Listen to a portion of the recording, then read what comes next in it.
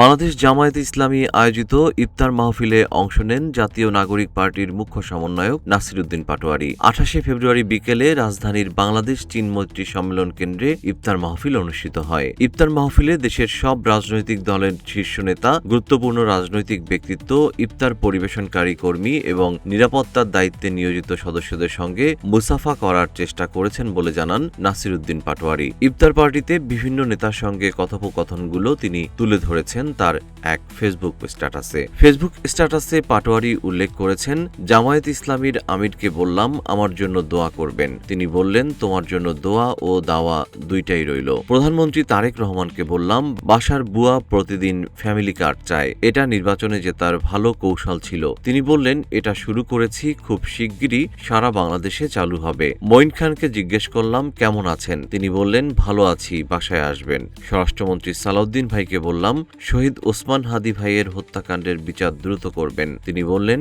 সঠিক বিচার নিশ্চিত করতে সময় লাগবে। এ সময় আব্বাস ভাইকেও বললাম ছোট ভাইয়ের সাথে এগুলো না করলেও পারতেন এবং তাকে আমার বাসায় ইফতারের দাওয়াত দিলাম। ইফতার শেষে একই টেবিলে প্রধানমন্ত্রী ও বিরোধী দলের নেতৃবৃন্দের কাছ থেকে বিদায় নেওয়ার সময় আবারও আব্বাস ভাই বললেন দুষ্টুমি করবা না। জবাবে বললাম ছোট ভাইয়ের সিট এভাবে কেড়ে না নিয়ে ছেড়ে দিলেও পারতেন।